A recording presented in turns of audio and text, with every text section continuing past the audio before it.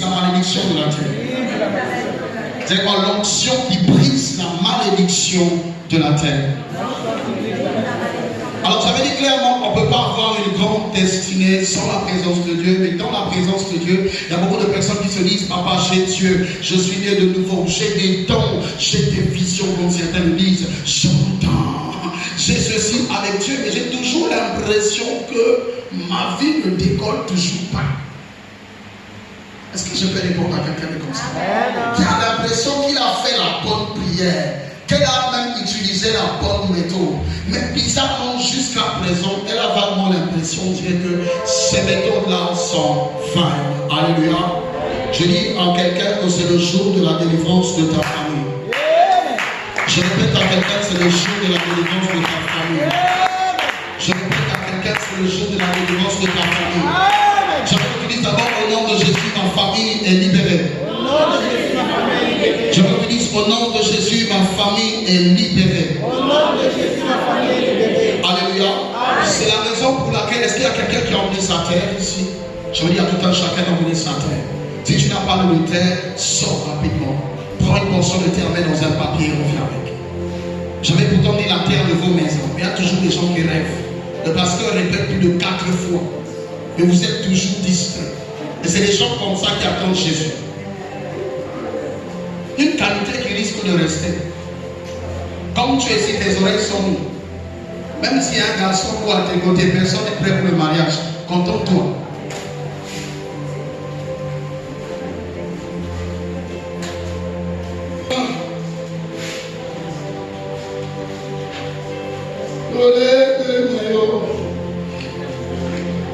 C'est toute l'église qui n'avait pas de terre.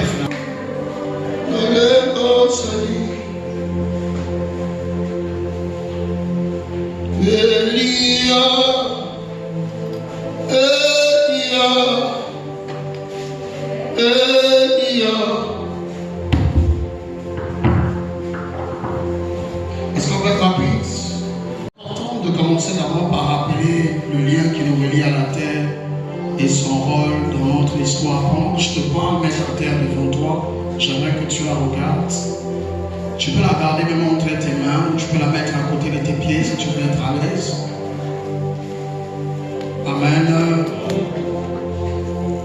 Il est important de parler de son rôle dans ta vie afin que tu sois capable de contenir la puissance de la terre et que tu sois capable de dominer la puissance de la terre. Car il y a beaucoup de personnes qui sont même capables de savoir que les éléments existent, mais ne sont pas capables de contrôler les éléments.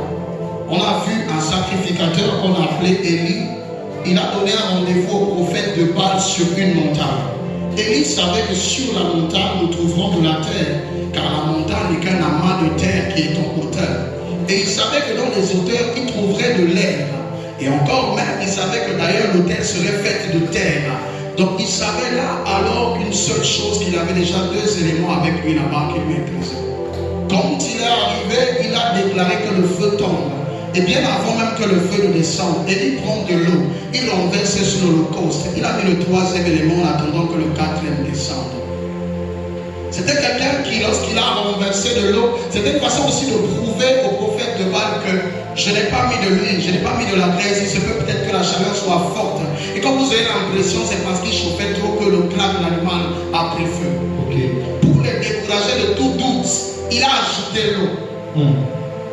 Alléluia. Et c'est le même principe qui existe dans le corps de l'homme, car l'homme est fait de terre. Il a reçu pour lui l'air qui est le souffle de vie. Et l'homme a besoin de l'eau qui est la parole de Dieu. C'est seulement le feu de l'esprit qu'on descend de l'eau. Ce sont les mêmes principes. On a vu quelqu'un qui avait le contrôle des éléments qu'on appelait Jésus. Non seulement qu'il parlait à la tempête, parce que Jésus savait que le vent a les oreilles. Tu ne peux pas commencer à parler à quelque chose qui n'écoute pas. On arrête par un geste ce qui est matériel, car personne ne parle à sa télé pour qu'elle s'éteigne, à moins que la télé devienne intelligente. Or, il savait que l'air était intelligente depuis plus de moins long 0. Il a dit tais-toi, on ne peut se taire que ce qui a une bouche. C'est que le vent parle. Et le vent s'est tué. Jésus a eu la possibilité de marcher sur les eaux sans que la densité n'ait effet, parce qu'il avait contrôle d'abord de la terre terre nous apprend une loi fondamentale. Tout ce que tu jettes en haut doit aller vers le bas. Et tout ce qui est solide doit s'enfoncer dans le liquide. Jésus m'a appris que le solide pouvait être suspendu sur le liquide. Par le biais de la foi. Alors aujourd'hui, j'aimerais apprendre à quelqu'un pourquoi il a emmené la terre. Parce qu'à l'église aujourd'hui, il y a beaucoup plus de magie maintenant. Ça dit, ça commence à me faire mal. Il y a beaucoup plus aujourd'hui, c'est à cause du complexe des vrais et le complexe des faux. Les serviteurs de Dieu, je m'adresse à vous avant de parler à l'église rapidement et puis de faire la prière. Ne soyez ni complexés de ceux qui ont réussi avec Dieu, de peur que vous oubliez ce de quoi vous êtes fait et pourquoi vous avez été créés, car les destinées sont particulières.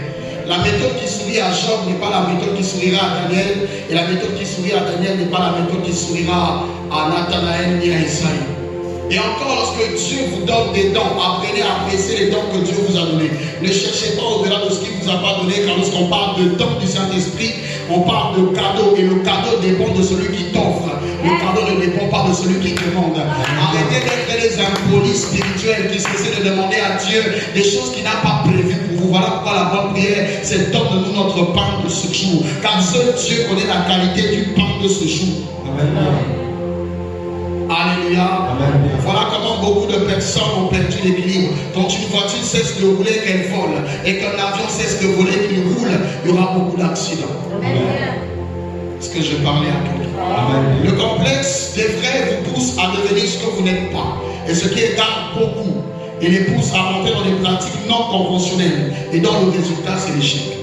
Le complexe des faux finit par te faire croire que Dieu, est-ce qu'il existe vraiment, jusqu'à douter de ta foi et à vouloir être dans le spectaculaire. Dieu est spectaculaire, mais il n'est pas que spectaculaire. Amen.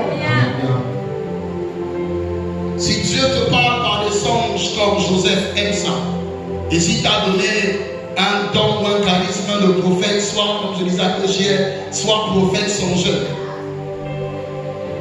Songe, rêve, c'est un don. Si tu as donné celui de la vision, alors vois. Si c'est constamment gloire à Dieu, si Dieu trouve les yeux de temps en temps, dis aussi gloire à Dieu. Amen. Car avant que Daniel n'apprenne à lire le doigt de Dieu au palais, je n'ai pas vu Daniel avoir une vision. Il y a des moments où il y a des dons qui ne se manifesteront pas en toi, mais le jour que Dieu décidera de te les donner, ils deviendront glorieux. Amen. Si Dieu te permet d'anticiper le songe de quelqu'un comme Ézéchiel et de voir à travers un mur, rends grâce à Dieu, c'est ce qu'il t'a donné. Amen. Amen. Et si comme Moïse, tu ne vois pas dans l'au-delà, et que tu n'as pas de vision, mais que Dieu t'a seulement doté des oreilles pour entendre, ça ne t'empêchera pas d'être grand. Tu pourras sortir un peuple que tous les voyants n'ont pas eu la capacité de sortir. Oh. Aime ce que Dieu t'a donné. La réussite dans la vie d'une personne commence lorsque vous commencez à vous apprécier. Car si tu ne t'apprécies pas ou n'apprécies pas quelque chose, tu ne peux pas motiver Dieu à te donner ce que tu n'aimes pas. Dieu ne vous force rien, Dieu ne vous donne que ce que vous attendez. Si tu ne te plais pas de toi, il est impossible que ce que tu aies soit plaisant pour toi. Dis à ton frère, aime-toi. Le pasteur se sent aimé par lui-même. Acclame ça.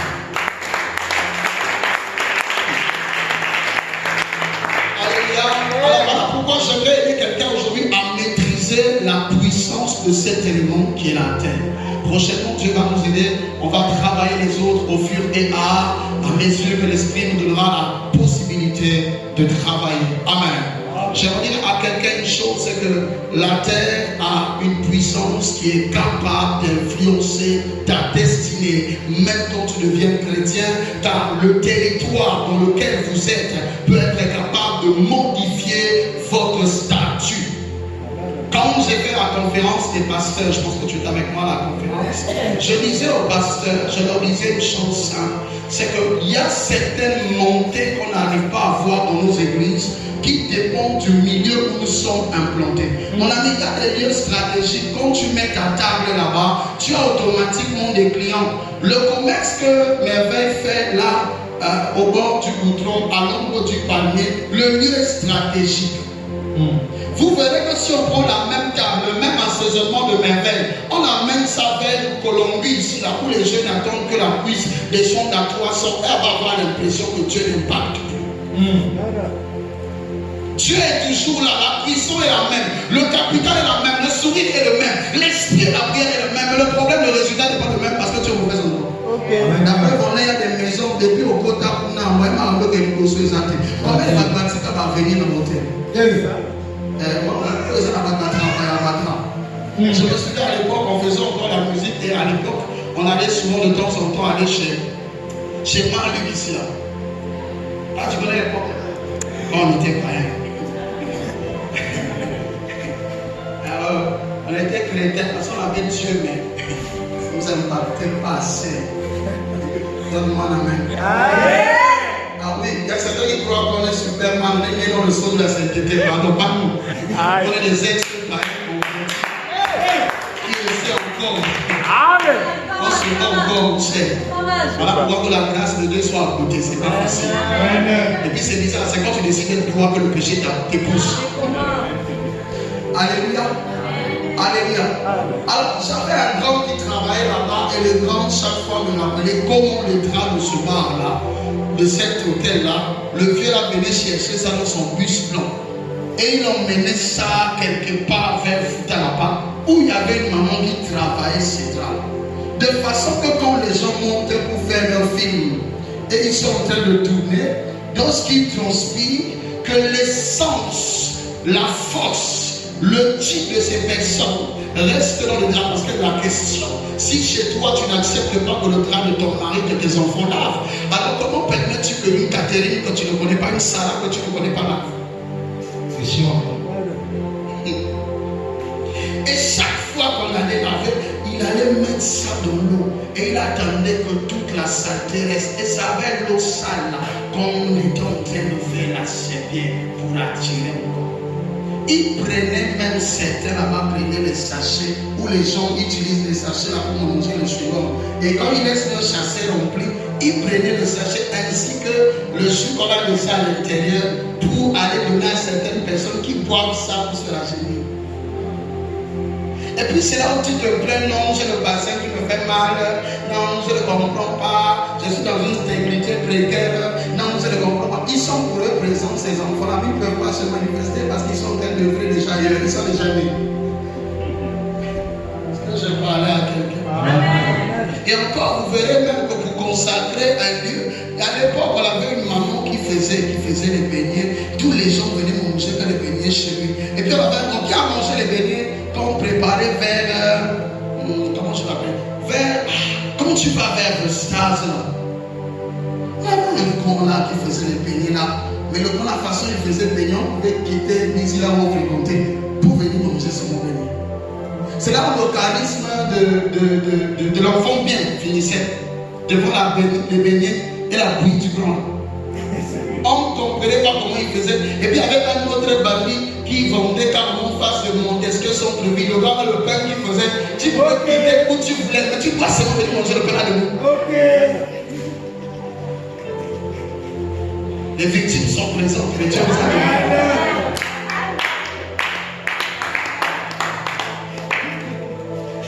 Alléluia. Amen. Et souvent, vous verrez que la plupart de ces lieux sont des lieux que des personnes au préalable travaillent. Soit par les jets d'eau, soit parce qu'on parle sur cette vie de terre, et d'autres même enfouis sous la terre. J'ai vu des pasteurs aller voir des morts qui est pour acheter l'eau de la mort avec lequel on lave les corps, creuser des trous devant l'église et enterrer. De la même façon que les mouches couraient, de la façon que l'église a une croissance exponentielle en peu de temps. Tu ne peux pas commencer à dominer sur un territoire que tu n'as pas conquis. Ne t'embrouille pas. Tu peux avoir l'autorité, mais si tu ne sais pas exercer ton autorité dans le territoire, dans le milieu dans lequel tu es, tu as déjà échoué d'avance avec toutes les capacités que tu as. Amen. Que Dieu te fasse dominer sur cette terre. Amen. Que Dieu te fasse dominer sur cette terre. Amen. Que Dieu te fasse dominer sur cette terre. Amen. Que Dieu te fasse dominer sur cette terre. Qu'il te fasse dominer sur ton village natal. Qu'il te fasse dominer sur la ville de Bois-Noir. Qu'il te fasse dominer sur la terre du Congo. Quelqu'un qui n'a pas encore conquis le pays ne peut pas diriger le pays. Car tu ne peux pas diriger quelque chose que tu n'as pas maîtrisé. Comment un homme peut peut-il conduire une femme qui ne maîtrise pas? Comment veux-tu éduquer les enfants que tu ne contrôles pas? Comment veux-tu communiquer ce que tu as à quelqu'un que tu n'influences pas? Vous comprendrez que tout changement est question d'influence. Si aujourd'hui nous sommes devenus les enfants de Dieu, c'est parce que le Saint-Esprit exerce sur nous de l'influence. Alléluia. Comment la terre peut-elle avoir des puissances et des pouvoirs assez complexes? Je veux dire une vérité à quelqu'un ici. Qui ici a déjà l'habitude de rêver? Il est au village. Qui rêve son village natal ici? Qui ici a déjà rêvé au village? Qui ici a déjà rêvé, il est au village? Peut-être que tu n'as jamais rêvé, tu es au village. Maintenant, pourquoi tu lèves pas? Lève la main. Ma fille, tu n'as jamais rêvé quand tu es au village. Donc lève la main. Comme vous ne voulez pas. Moi, je vois sur vos têtes de village. Come on. Tu prends quelqu'un comme ça, lève la main. Je vois sur le village. Bon, je m'arrête sur vous. Et c'est pas grave. Amen. C'est une façon de dire de la même façon que vous rêvez le village. On sait tous qu'entre le village et la ville, le village et l'arrière, on va toujours du village vers la ville. Mais quand tu es en ville et que tu repars vers le village, ton esprit est en train de faire un bond en arrière. Et il y a certains qui n'ont pas dans le village où ils n'ont jamais été physiquement. Comment tu peux même aller dans un village où toi-même tu n'as jamais été? C'est-à-dire que tu n'es jamais allé là-bas, tu entends seulement qu'on a un village. Mais comment se fait-il que tu arrives à rêver même que tu es là-bas? C'est là où maintenant on te prend de force, on te ramène d'abord là-bas, on te tape, on te discipline, on te procède et on te renvoie créer nos vies. Combien de personnes vont même en France, mais leur âme est attachée à un cocotier que son grand-père ou son neveu va tous les jours là-bas au village. Ça dit toi tu es loin. Mais ton esprit est resté. Derrière combien des hommes qu'on voit en costume, bien habillés en voiture, lui-même son âme traîne dans une bouteille qu'une fille a cachée quelque part. Amen. Exact. Combien? Alléluia. Amen. Il n'est pas possible que tu ailles plus loin que celui qui te maintient. Je dis que Dieu te donne la puissance sur la terre. Toute terre qui t'a avalé te vomisse au nom de Jésus. Je dis la terre qui t'a avalé te vomisse au nom de Jésus. On voit à l'époque de Moïse se fâche contre Abiram. Et il lui dit que je vais te prouver que j'ai Dieu. Il dit que la terre souffre, qu'elle vous avale vivant. La terre les a avalés vivants. D'ailleurs, même quand ils ont désobéi à la loi de Dieu en faisant le veau d'or, Dieu les a envoyés les serpents. Mais avant même la détape de serpents, l'Éternel a parlé à la terre. La terre a avalé. Je dis la terre a avalé les gens. Donc la terre a une bouche. Car la Bible écrit avalé. Alléluia. La terre n'est pas seulement le sol sur lequel tu marches. Je peux te dire que la terre c'est ta mère. C'est ta vraie mère. D'ailleurs, c'est une mère dont beaucoup sont encore dépendants parce qu'on vit encore avec elle. Qui ne vit pas sur terre ici? C'est qu'on vit encore avec maman. On ne peut pas aller loin de ceux qui sont indépendants. Quand je dis que la terre est ta mère, beaucoup ont du mal à comprendre, alors je vais être clair. La terre est ta mère parce que l'homme provient de la terre. La Bible dit clairement dans Genèse chapitre 3, de la poussière tu as été tiré, de poussière tu repartiras. L'homme ne vient pas du ciel, l'homme vient de la terre. La seule chose de l'univers que possède l'homme, c'est l'esprit de Dieu. Voilà pourquoi lorsque l'âme repart vers le Créateur, la terre réclame celui qui a lui le corps. Voilà pourquoi lorsque tu meurs, tu finis par pourrir et donc à redevenir une poussière. Car de la poussière, tu as réellement été pris et de la poussière, tu repartiras. Dieu ne récupère que son souffle en toi. C'est la seule chose que tu as de divin, le reste n'est pas divin. Le corps n'est pas divin. Ok. À force. Or, bizarrement, les choses que toi tu cherches, ce ne sont pas des choses d'esprit parce que Dieu te renouvelle le souffle chaque matin. C'est que Dieu a pensé à toi. Quand tu veux le mariage, c'est les choses du corps. Tu veux le travail, c'est les choses du corps. Okay. Tu veux le voyage, c'est les choses du corps. L'esprit ne va pas à l'école. L'esprit n'a pas de femme. L'esprit n'a pas d'enfant. Alors tu finis par comprendre que toutes ces choses que tu veux posséder à travers l'esprit, c'est ce fait que tu fais de ton esprit ou de ton âme, l'avocat de ton corps, qui te montre à Dieu ce qu'il faut pour son confort, alors que le corps doit comprendre qu'il y a des efforts à faire pour être capable de profiter profiter de ce confort que l'esprit est incapable seulement de lui donner par une simple prière. Est-ce que je parlais encore avec quelqu'un? Est-ce que je parlais encore avec quelqu'un? Dis à ton frère, on a besoin de délivrance. On a besoin de délivrance. Si la terre est notre mère, on sait tous que chaque enfant a un lien avec sa mère, n'est-ce pas? Même quand il est dans le ventre de sa mère, le lien qui le lie s'appelle le cordon ombilical. Le cordon ombilical est un lien, est une forme de corde qui permet à l'enfant de manger au travers de la maman, de respirer au travers de la maman. Ça veut dire que tout ce que la mère mange étant enceinte et tout ce que son enfant goûte étant dans son ventre. C'est-à-dire que l'enfant qui est encore dans le ventre, même quand il sort, tant que vous n'avez pas coupé le cordon ombilical, l'enfant est encore dépendant des parents. Si l'on provient de la terre et que le cordon qui nous lie de la terre n'est pas encore coupé, c'est que la terre a encore contrôle sur nous.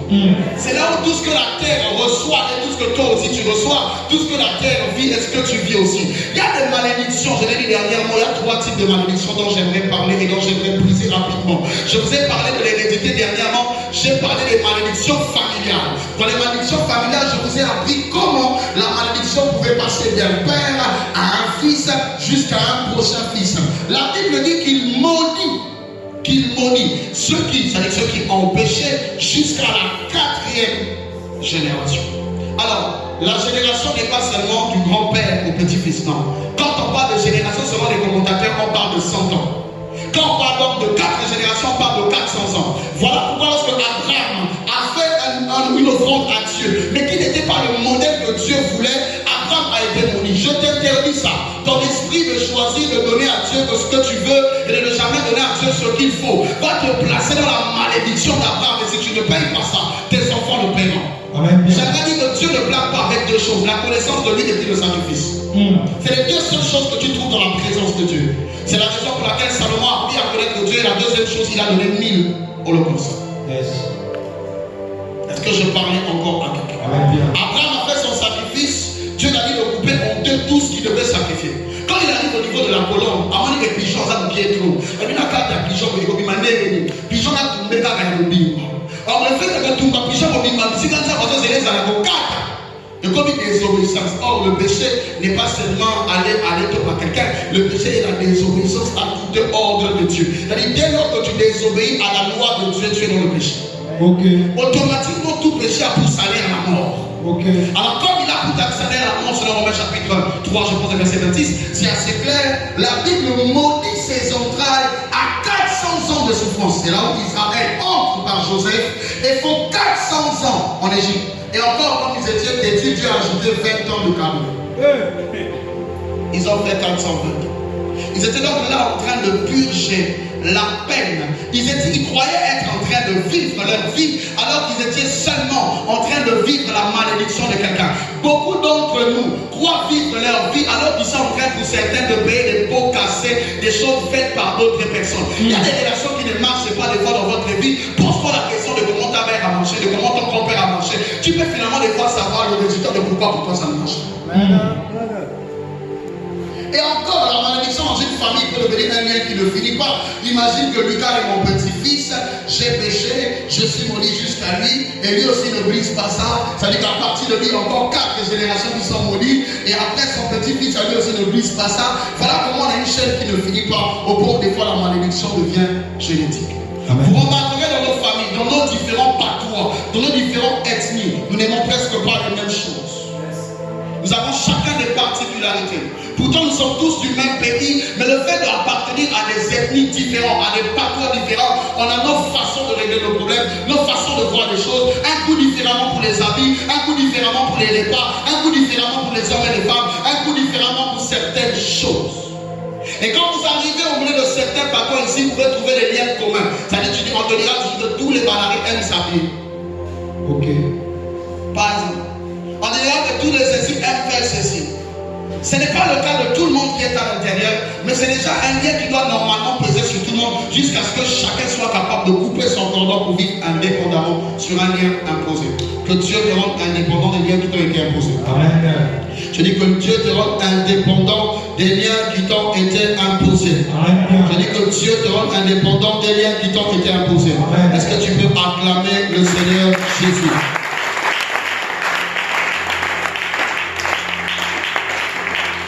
Ça veut dire que ce genre de lien, lorsqu'il se manifeste dans ta vie, il passe inaperçu.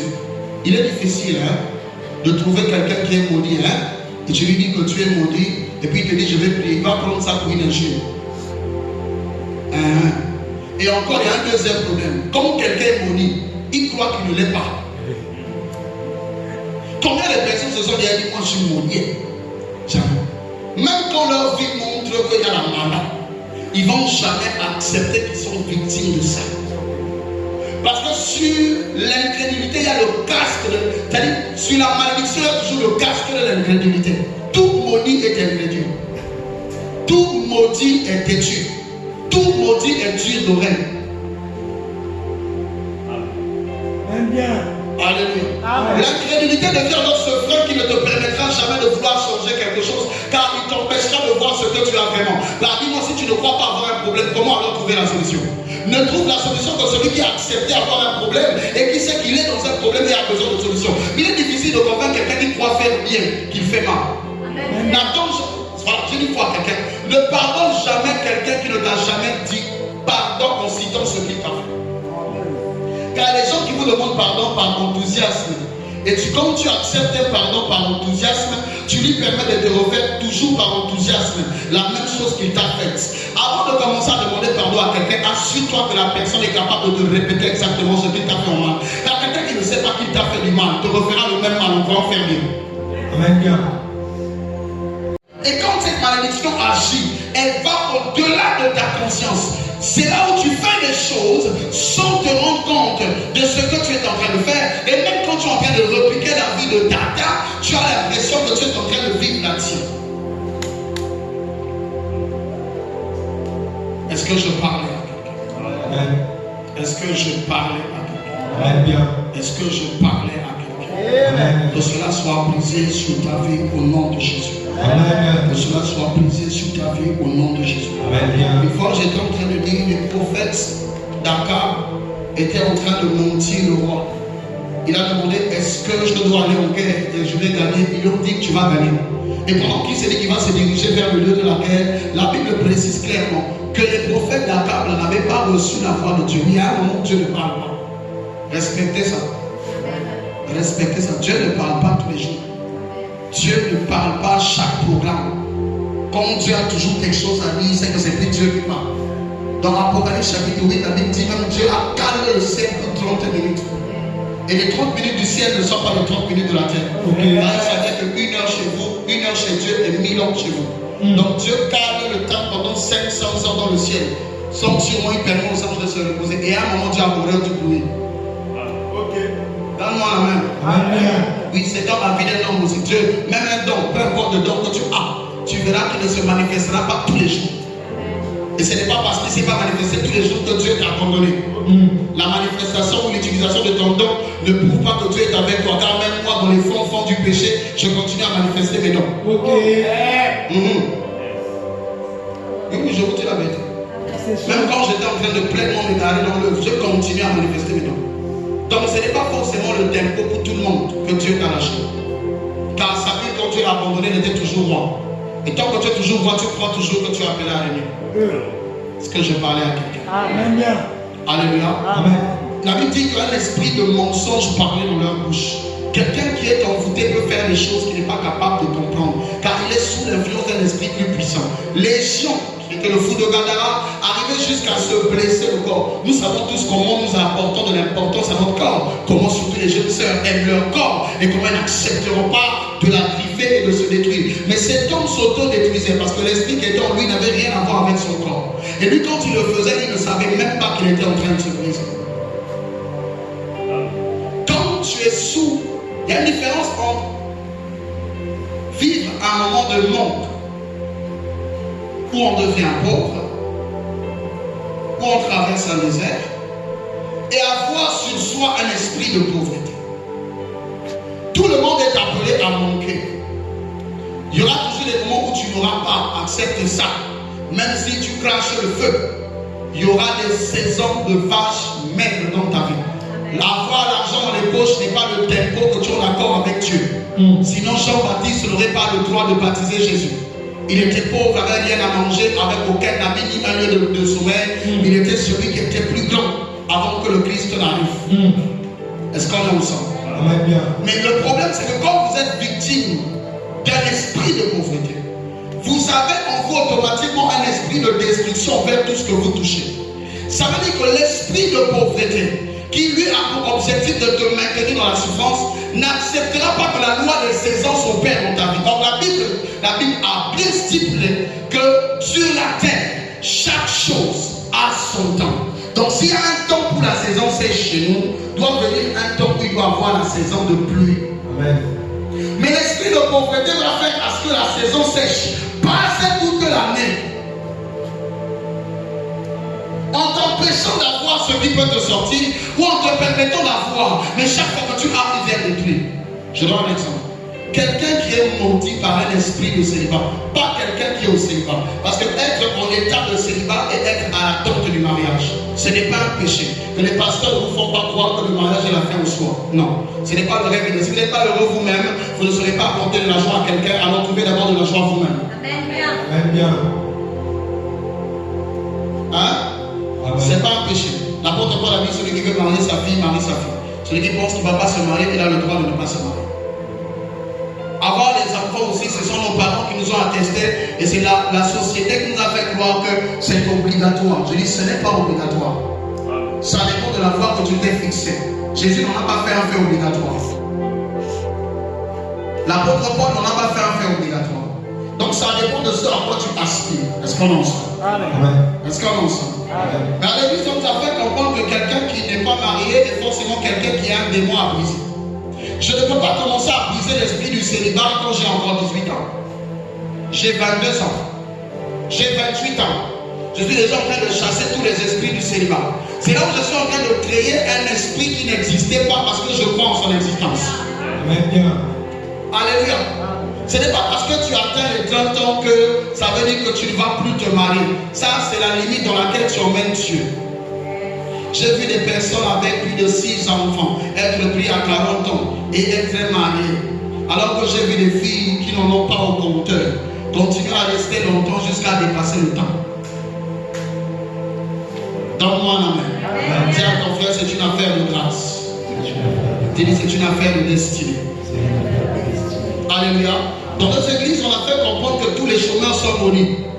Quand tu n'as pas de travail, c'est que tu as des liens à briser. Quand tu n'as pas de mariage, c'est que tu as des liens à briser. Quand tu n'as pas un passeport, c'est que tu as des liens à briser. On a emmené une théorie à l'église qui fait croire que ceux qui ont l'argent n'ont pas de démons et ceux qui n'ont pas d'argent sont saturés. Je répète encore, c'est très faux. Vous pouvez avoir de l'argent, être super riche, être possédé, tellement envoûté, quand vous pouvez manquer de l'argent et avoir de la grâce de Dieu. Est-ce que je parlais à quelqu'un? Amen. Alors je ne parle plus du célibat en tant qu'état, mais je parle du célibat en tant qu'esprit. Quand vous êtes possédé d'un esprit de célibat, celui-ci a pour objectif de toujours vous laisser seul. C'est-à-dire que même quand tu trouves le bon partenaire, tu ne comprends jamais l'occasion de rien, tu ne l'aimes plus. Le genre de sentiment hier, vous étiez avant un bon matin, tu ne le sens plus. Tout ça, c'est les filles qui ont la phrase. On ne sait pas si tu vas sentir quoi. Donne-moi la main. Et c'est là, même quand tu as envie de faire des choses bien, tu ne comprends pas. Il y a des personnes, tu as avec lui, mais tu ne sens même pas la volonté de lui donner. Puis quand on est bloqué par un esprit de pauvreté, tu empêches même les gens de te partager. C'est-à-dire que c'est tout là où tu entends que nous sommes pesés, nous sommes tu es toujours victime de on a pensé à toi, on t'a oublié. Et quand la souffrance ne peut pas venir de toi, la souffrance doit être imposée. Quand on a l'esprit de célibat, Dieu peut te donner le meilleur mari du monde. Tu vas le perdre. Parce que tu vas développer un sale caractère et même tu ne peux pas expliquer. Le genre de caractère, tu dis à ta propre copine que moi, vous avez que soit moi.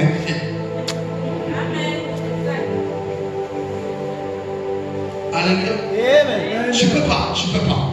C'est-à-dire, on peut te donner la meilleure femme du monde, celle que tout le monde envie et veut passer un peu de temps avec. Tu vas seulement la gaspiller par ton manque d'entretien. Oh. jamais vu des gens comme ça. Tu regardes le produit qui concerne, tu te dis, il est dans le gaspillage. Mais non. Acclame avec moi le Seigneur. Acclame avec moi le Seigneur. Que Dieu puisse cela dans ta vie au nom de Jésus. Que Dieu puisse cela dans ta vie au nom de Jésus. Quelqu'un qui est maudit par un esprit de pauvreté ne peut pas travailler longtemps. Car même quand il trouve le travail, il sent lui-même qu'il a une paresse. Mon ami, l'homme est créé pas pour prier, l'homme a été créé pour travailler, pour cultiver, garder. Dieu ne t'a pas créé pour créer une église. Dieu ne t'a pas créé pour que tu commences à chanter. Tout ça, c'est la souffrance de la terre qui a fait que Dieu promène comme ça. Quand Dieu a créé Adam, c'était que pour deux choses. Cultiver et garder le jardin de Dieu. Dieu n'a pas appelé pour prier. Adam ne priait pas, il parlait avec Dieu. Il y a une différence entre parler avec Dieu et prier. Bien, ok. Est-ce qu'on est ensemble? Amen. Vous avez des gens qui prient beaucoup, mais ils ne parlent pas.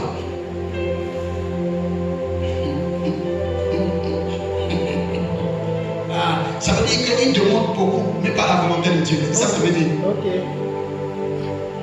Amen. Amen.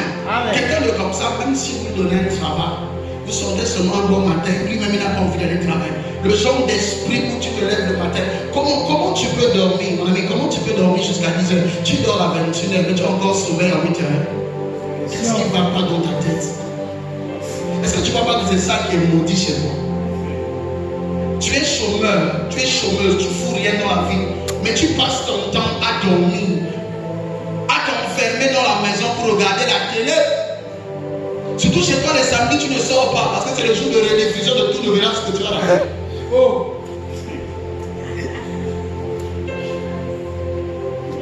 Comment? C'est là où même quand tu commences à faire un boulot, tu as un esprit qui te fait toujours croire que tu mérites plus. Il y a des frères maudits comme ça qui se disent toujours être dans la foi. Non, ils sont comme ça dans la piété. C'est pas bien comme ça, on va prochainer. Non, il ne faut pas confondre la foi et l'orgueil. Exact. L'orgueil maintient dans la pauvreté. Quand il faut une certaine humilité pour avoir de l'argent.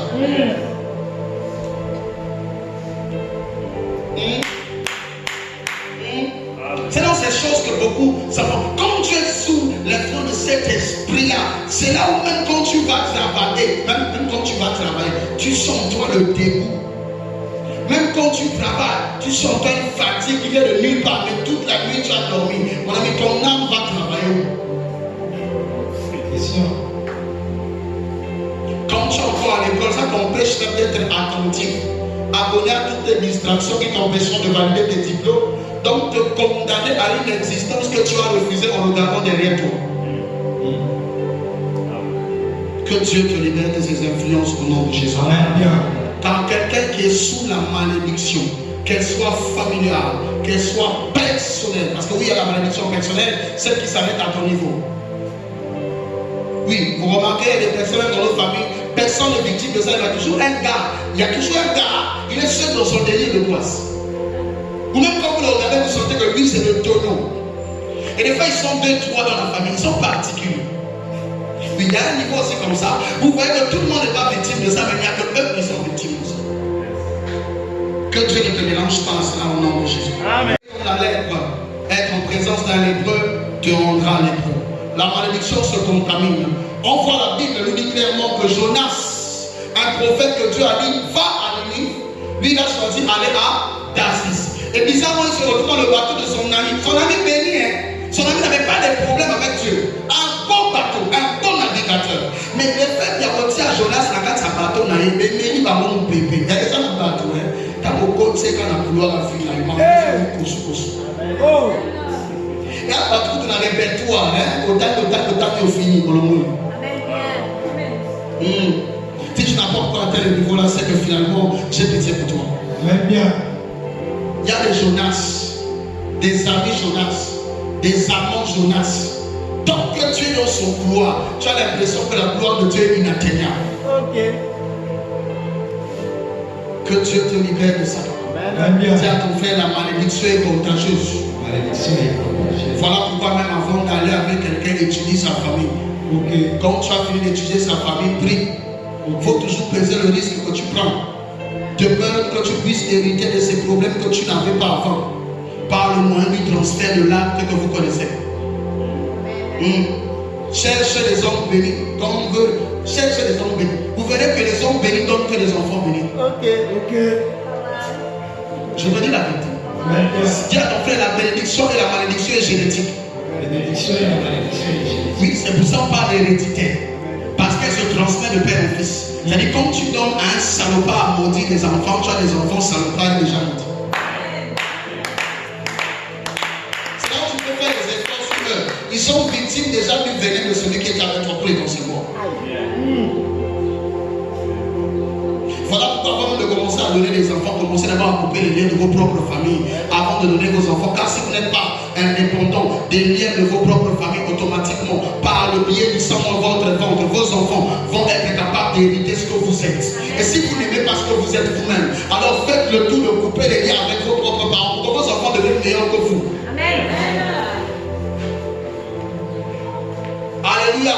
Un bon père, une bonne mère, c'est pas celui qui devant son bébé quand il est. Non, c'est celui qui commence à intercéder. Quand il touche le premier touché. Quand Dieu a rencontré sa créature, il a rencontré Ève et Adam au même endroit. La Bible dit Dieu les bénit en disant soyez féconds et multipliez-vous. Le première rencontre officielle, Dieu les a bénis.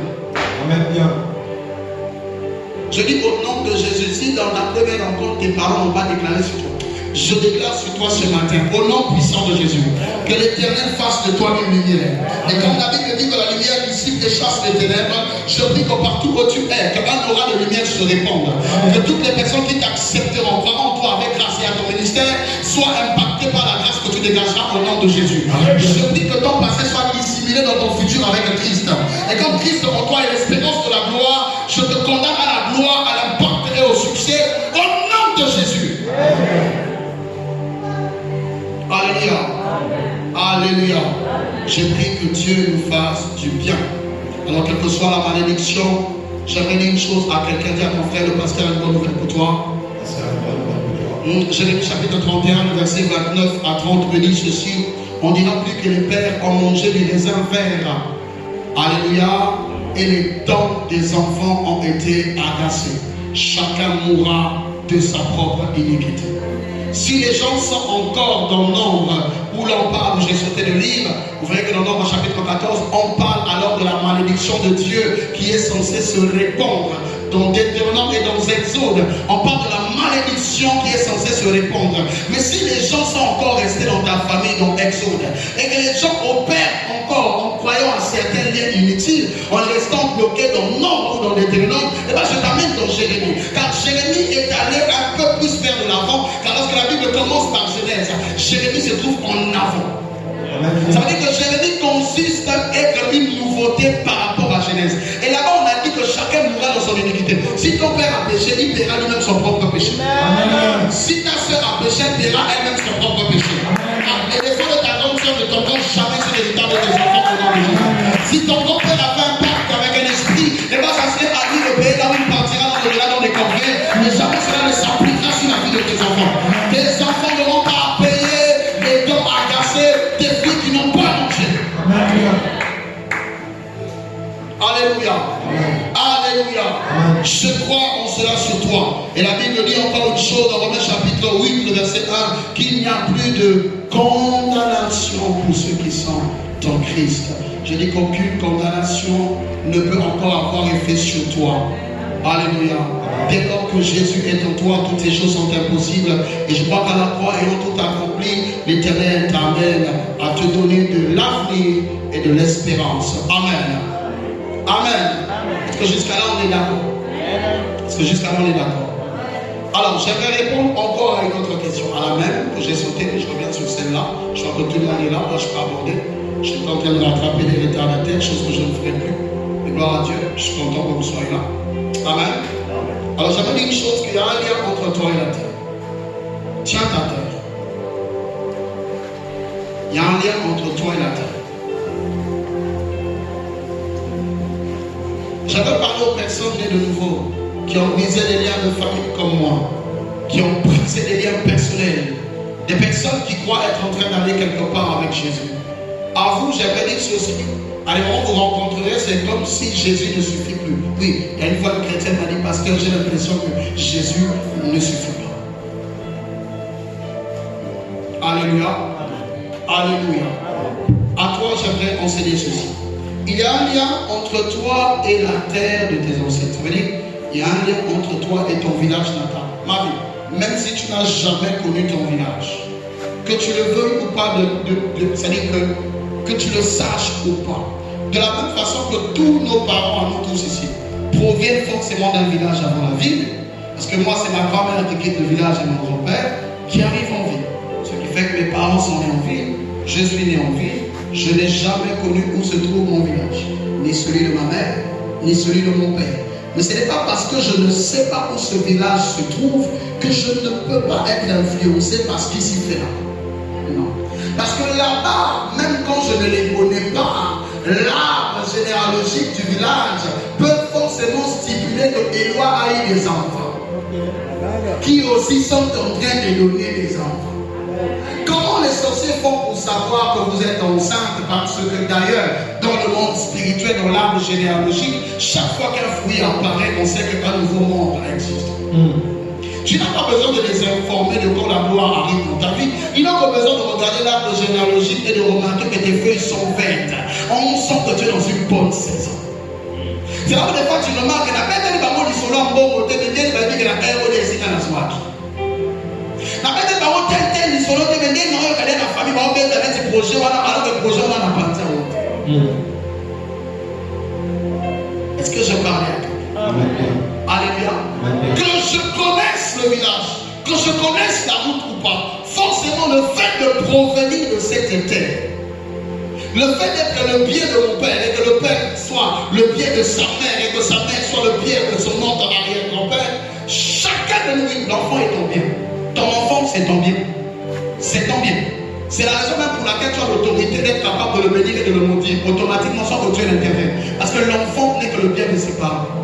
L'enfant n'existe pas jusqu'à ce que lui aussi ait un enfant. Est-ce qu'on le sent? C'est là où tu vois qu'il y a la possibilité pour ton père de te bouffer. Parce qu'il est capable de te déclarer comme on déclare sa valise à l'aéroport. C'est un droit légal. On appelle ça la réclamation.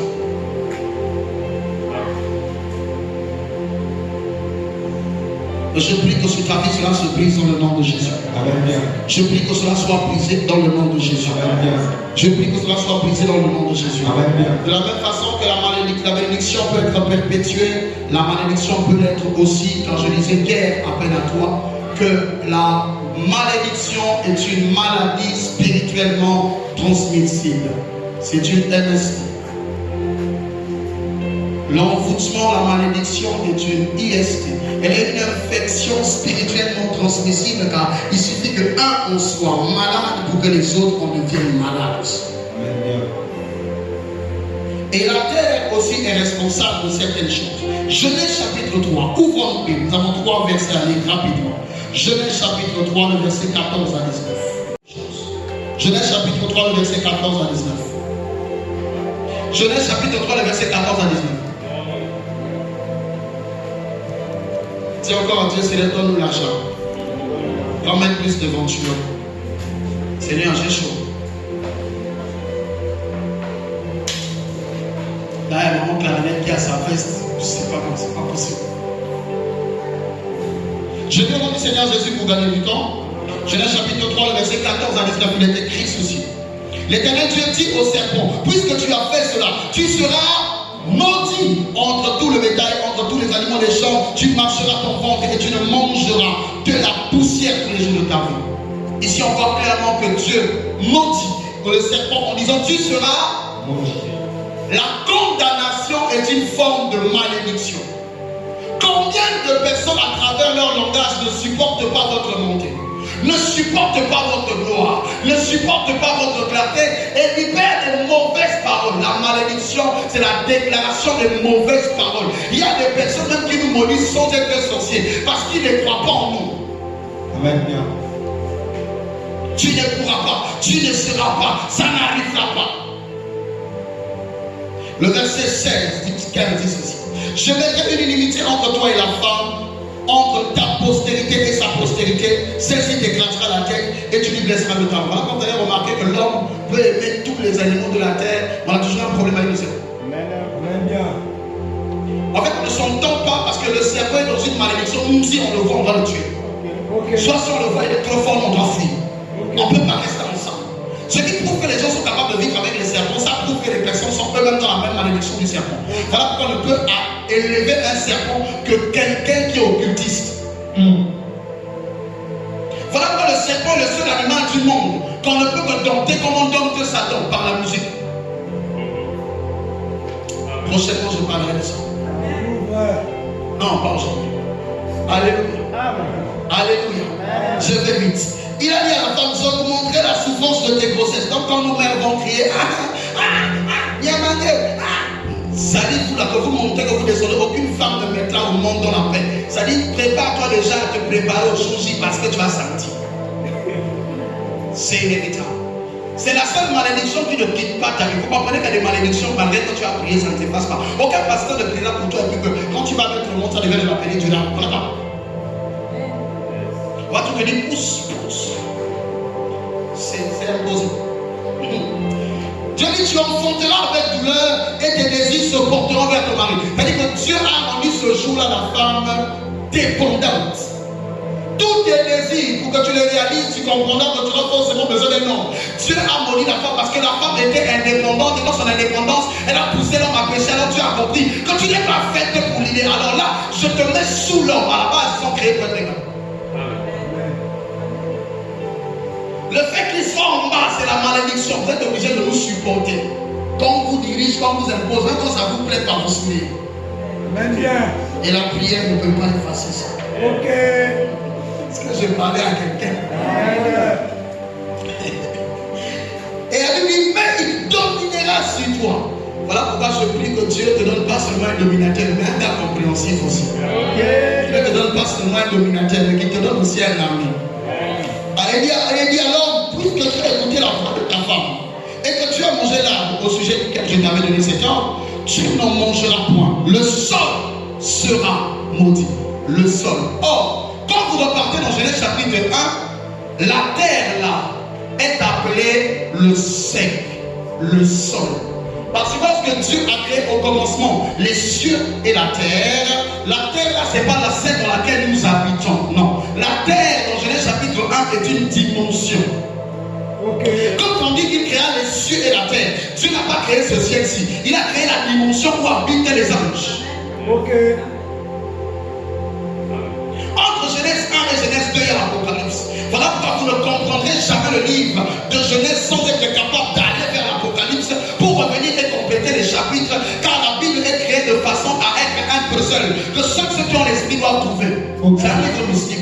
Ça peut pas être facile à lire. Voilà pourquoi tant que tu l'as lu comme ton roman de l'école, dès que tu as commencé, tu comprends rien. Amen. Alléluia. Et la dimension terre, c'est dans cette dimension-là qu'il sépare les eaux et les eaux. C'est dans cette dimension qu'il sépare encore les eaux d'en haut qui deviennent le ciel. Et ceux d'en bas, il dit qu'il sèche une partie qui devient le sec. Voilà, là, sortis-moi du boulot. Dans ma vérité, beaucoup ta main. En fait, mon qui est tout dans la main. La terre n'a que 39% de sec. 39%. 61% d'eau. La terre est faite d'eau. Il y a plus d'eau sur la terre. Il y a plus d'eau sur la terre que de terre habitable. Faut que vous compreniez. Alléluia. Dieu maudit alors le sec, là où nous sommes. Dieu maudit cette dimension où nous sommes. Il maudit le sol. Il dit, le sol sera maudit à cause de toi. C'est vous qui avez péché, mais c'est le sol qui est maudit. Là, je vais dire une chose, Dieu n'a pas maudit l'homme directement. Dieu n'a jamais maudit l'homme. Dieu a maudit le serpent. Dieu a maudit la terre. Mais comme l'homme vient de la terre, quand ta mère est maudite, Dieu automatiquement maudit. L'homme a été maudit par lien et par circonstance. Il n'a pas été maudit de façon directe. Car si tu veux qu'une maison souffre, commence à priver le père ou la mère de travail. Vous verrez la maison souffrir. Amen. C'est ça. Amen. On peut s'asseoir en acclamant le Seigneur.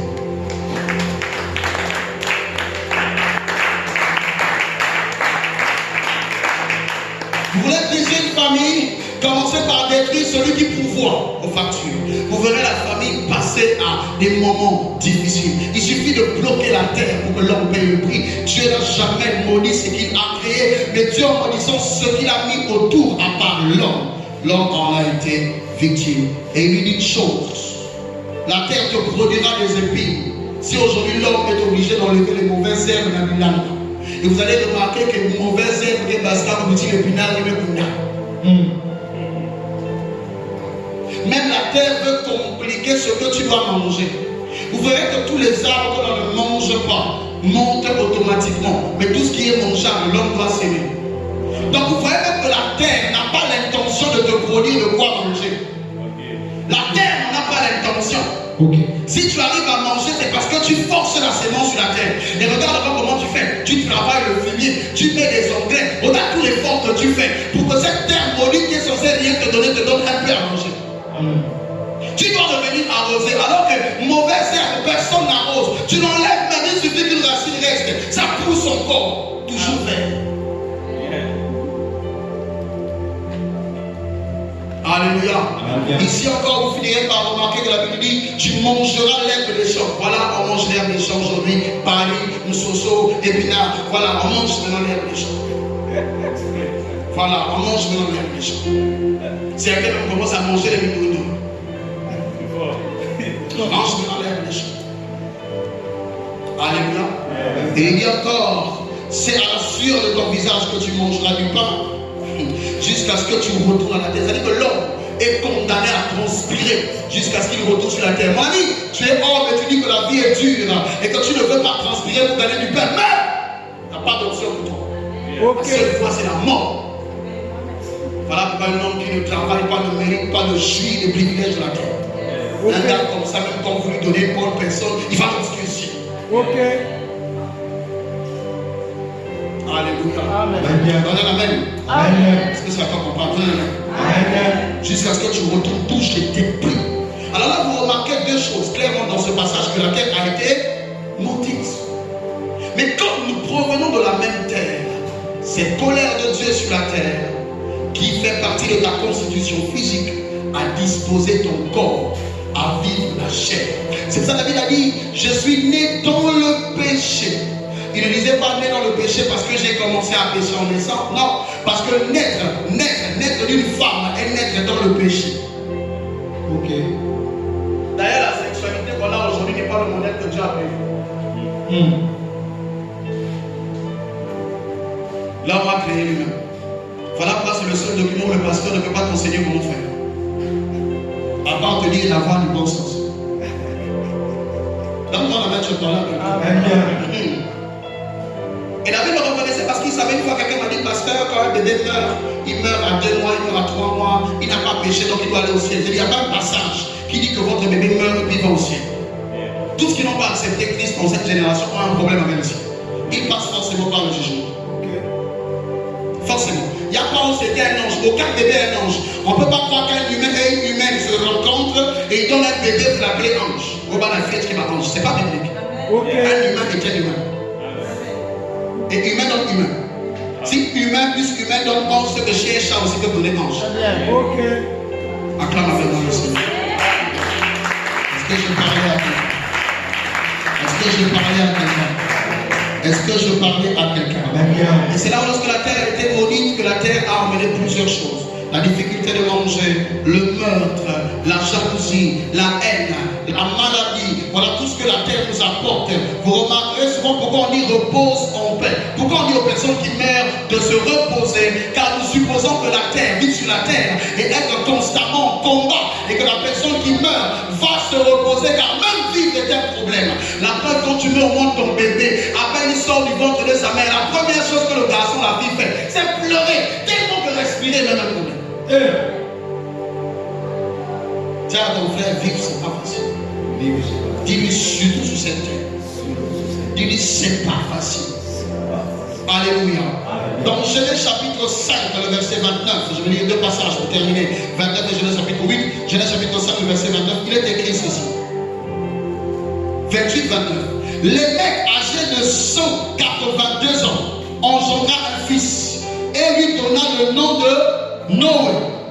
disant, celui-ci nous consolera de nos fatigues et du travail pénible de nos mains, provenant de cette terre que l'Éternel a maudite. Ce deuxième verset vient encore te confirmer deux choses. Que la terre est réellement maudite. C'est pour cela que nous souffrons pour manger. La Bible dit que Adam et Ève étaient dans un jardin d'Éden où ils vivaient de la cueillette. Ils n'étaient pas obligés de travailler. Ils pouvaient manger tout ce qu'ils trouvaient autour. Mais aujourd'hui, l'homme n'a plus un lieu qui lui fournit à manger s'il ne souffre pas. Travailler sur la terre est une malédiction, en fait. Ok. En quelque sorte. Voilà pourquoi ça reste aussi la seule voie par laquelle Dieu attache sa gloire à ton existence. Parce qu'apparaître une malédiction, elle est un ordre divin.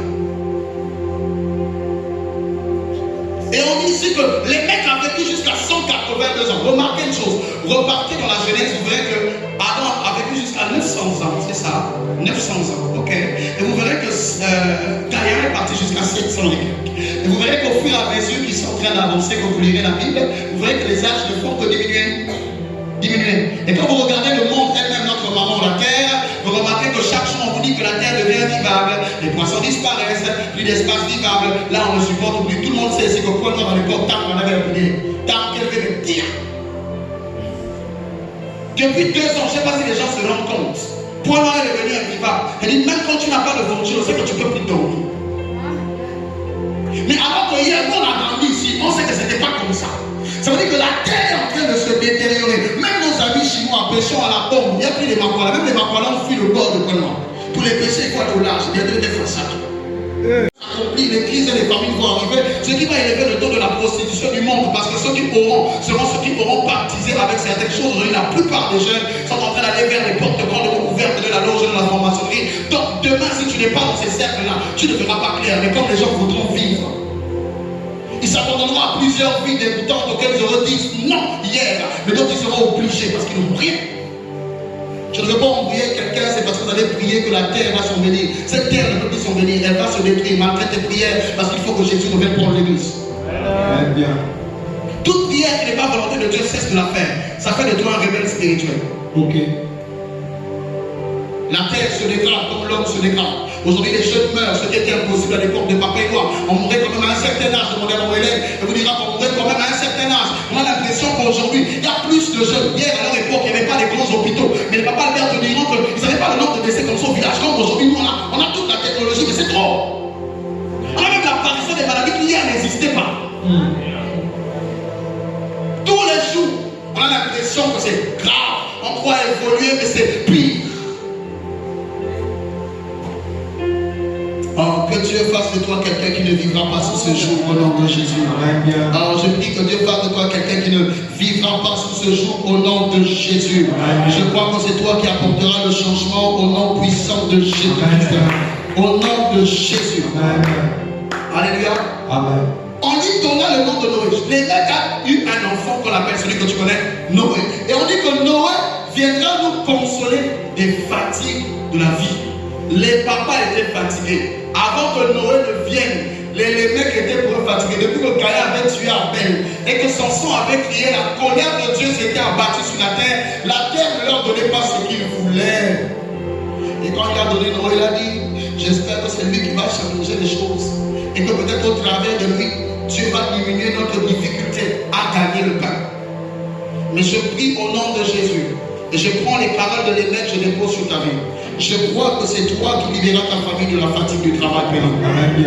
Je dis, je crois que c'est toi qui libéreras ta famille du travail pénible. Je crois que c'est toi qui libéreras ta famille de tout ce qui est mauvais, de tout ce qu'il a retenu dans les limites au nom de Jésus. Amen. Tu seras le premier en toutes choses qui apportera la gloire et l'identité de grâce à ta maison. Amen. À cause d'un homme, une famille peut être reconnue. Dans la famille, on n'a pas besoin de 10 000 personnes réussissent. Quand quelqu'un réussit, même une seule personne suffit pour que la gloire de Dieu résidant sur la personne s'attache à sa famille. La Bible dit si la malédiction entre par une personne qui a été Adam et Ève, et bien par une autre personne qui est Jésus, la malédiction est entrée. Et comme Jésus est encore en toi, et qu'il est toi et que tu es lui, le fait que tu sois dans ta famille, je déclare que ce matin, même par cette simple parole, La bénédiction de Dieu localise ton père. Il localise ta mère dans ce qu'elle est en train de faire. Il localise tes soeurs et tes cousines dans ce qu'ils sont en train de faire. Personne ne comprendra comment sa vie est en train de s'améliorer. Mais je dis que dans le secret, que ça soit à cause de toi. Que chacune de tes prières soit comme un boost qui sera en train d'appliquer vers l'avant tous ceux qui ont le même nom que toi. Tous ceux qui ont le même sang que toi. Tous ceux qui partagent quelque chose de glorieux avec toi. Amen. Que tu sois la clé qui déverrouille et qui change l'histoire. Je dis tu es la première. C'est-à-dire que si tout le monde s'est marié avant toi, c'est-à-dire ton mariage aussi longtemps, aussi difficile qui peut venir, qui s'écrit avec un grand cœur. Si les autres ont eu des enfants, ils ont eu de toutes sortes. Mais je dis que les tiens ne passeront pas aperçus à la vie. Je dis au nom puissant de Jésus ne passeront pas inaperçus. Tes enfants impacteront. Ils impacteront plus que tu aurais investi. Dans le peuple que tu mettras dans leurs études, tu ne comprendras pas comment leur tête sera adéquat pour réussir les exploits que toi-même tu n'as pas pu accomplir. Je te condamne à voir en face de toi, dans la progéniture que tu vas donner, ce que tu n'as pas pu devenir. C'est-à-dire que tes rêves se réalisent en les regardant. Est-ce que je parlais à quelqu'un? Est-ce que je parlais à quelqu'un? Est-ce que je parlais à quelqu'un? Tu dois posséder la terre. Amen. Dans 2 Rois, on dit que Élisée est arrivé quelque part dans une ville où le séjour était bon mais les eaux étaient amères. Il a pris quoi? Il a pris le sel, il l'a assaini. Il peut arriver, tu arrives dans un territoire, les gens sont bien, il y a des familles comme ça, les gens sont bien, mais tu sens que ça ne marche pas. Ils ont des bons cœurs, mais tu sens que ça ne marche pas. C'est-à-dire que tu te demandes, mais comment c'est possible? Oui, c'est là où tu arrives, les séjours s'en vont, mais les eaux sont là. Je prie au nom de Jésus, que tout ce qui était frère dans ta famille, que Dieu t'établisse comme Noé. Je dis que Dieu t'établisse comme Noé. Ma seule parole ce soir, c'est de t'établir dans le rang de Noé. C'est-à-dire, peu importe ton sexe, peu importe ton âge, Dieu t'établit comme le Noé de ta famille. Je crois que c'est à cause de toi que le travail pénible va s'arrêter. Si les gens doivent souffrir dans ta famille pour avoir un peu, mais c'est à cause de ta présence dans ta maison qu'on est capable de récolter ce qu'on n'a pas semé. Je dis que Dieu te fasse récolter même pendant que tu dors. Est-ce que je parlais à quelqu'un? Amen. Est-ce que je parlais à la vie de quelqu'un? Que cela soit possible dans ta vie au nom de Jésus. L'assainissement de la terre est important car Dieu a même dit à Moïse, parmi les 7 montagnes, choisis Morisha, va à Morisha. Il y avait 7 montagnes et Dieu lui dit, va seulement à la montagne de Morisha. Là-bas, c'est là où tu dois sacrifier ça. Dieu savait que seulement dans cette montagne-là où peut apparaître le pays. Il y a des territoires. Cette terre-ci de Pôle Nord, tu vas la donner. C'est pour ça que tu l'as pris entre les mains. C'est-à-dire que tu vas parler sur ça. Est-ce que je parle à quelqu'un? Amen. Tu vas parler sur la terre là. Et tu vas dire à cette terre là, tu vas commencer à briser d'abord la malédiction qu'il y a sur cette terre. Vous allez remarquer une chose. Pourquoi les ronds-points au Congo sont souvent grands? Parce que les ronds-points au Congo, j'ai remarqué une chose. Et d'ailleurs, j'en ai l'exemple parce que j'ai demandé à quelqu'un de bien placé dans ces choses-là, lui-même acteur majoritaire de ces actes. Il m'a dit ce qu'ils vont souvent faire dans les ronds-points. C'est pour ça que moi, de toute ma vie, jamais je peux poser mes fesses, excusez-moi de le dire, tout simplement, de m'asseoir sur les bancs qu'on a mis à Lumumba. Quand tu n'as pas, tu es fatigué, reste chez vous. Et puis toi-même aussi, quelle discrétion pour aller t'asseoir au milieu d'un rond-point. Pourquoi on te voit? Et puis quand un rond-point devenait un espace culturel. Oh. Et souvent vous remarquerez que les fous aiment beaucoup le coin là. C'est là où on attache les âmes. Et vous remarquerez pour maîtriser le point noir, même si tu fais la musique, si tu n'as jamais fait le Mumba, tu ne peux pas gagner le point noir. Pour contrôler le point noir, il faut jouer le Mumba. Ça n'a pas l'espace d'un concert, ça n'a même pas de place d'une salle de spectacle. Mais tous les grands savent que même le forum, il n'a pas de place devant le Mumba. Ok. La vérité, si tu veux faire un meeting au Congo, tu veux faire le plus grand meeting à Point Noir, il faut que tu aies le Mumba. Quelqu'un qui réussit à le Mumba a gagné Point Noir. Si tu rates le Mumba, il n'y a qu'un seul endroit, le rond-point de la Chine, au fond de Tchétché. Tu ne peux pas faire les actions ces 2 ronds-points dont je parle et puis la vie ne parle pas de toi. C'est pas possible. C'est pas possible. Ce n'est pas possible.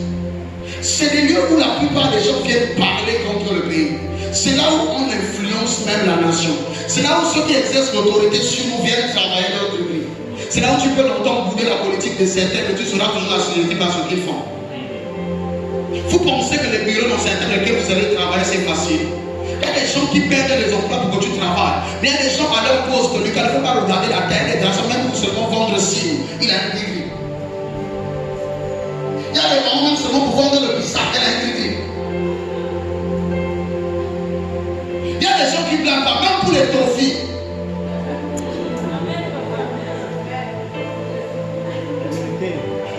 Quelqu'un avec moi. Quelqu'un avec moi.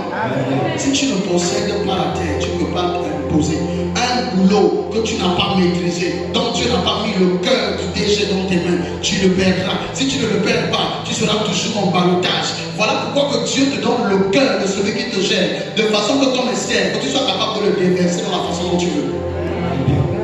Possède une terre que tu ne contrôles pas, tu ne peux pas exercer l'autorité. Une maison qui n'est pas la tienne, tu ne peux pas exercer ton autorité. Que Dieu te donne la terre de point noir. Je dis que Dieu te donne la terre de point noir. Je dis que Dieu te donne la terre de point noir. Que Dieu te donne la terre de point noir. Que Dieu te donne la terre de pointe noire. Que Dieu te donne la terre de pointe noire. Alléluia. Lève-toi. Prends ta terre.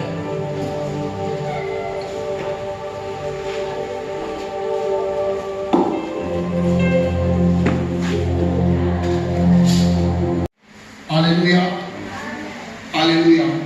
Alors je viens en train de te révéler combien la terre peut influencer ta vie, parce que si elle est maudite, automatiquement il y a certaines des choses sur cette terre qui vont être bloquées par l'influence de la terre elle-même. C'est pour ça que tu dois posséder cette terre. Dis avec moi, je possède cette terre dans le nom de Jésus. Terre de pointe noire, écoute ma voix. Ce matin, je suis établi par Dieu comme étant le Noé de ma maison, le Noé de cette ville, le Noé de mon village. Au nom de Jésus, si le travail, les savoirs, le mariage, l'enfantement, le voyage étaient bénis dans ma famille, à cause de moi, à cause de ma prière, cela devient disponible, cela devient facile. Au nom de Jésus, que la hiérarchie spirituelle commence par moi, commence par moi. La Bible déclare que je serai la tête et non la queue. Ce matin, je me déclare, je me révèle comme étant la tête, comme étant la première. Partout où je foulerai la plante de mes pieds, l'Éternel me le donne en possession. Oh terre de pointe noire, oh terre de pointe noire, le fait que je me lève de mes deux pieds sur toi, je te possède. Le fait d'être et de marcher sur toi, je te domine, je te contrôle, tu me donneras. Maintenant la terre de prendre au nom de Jésus.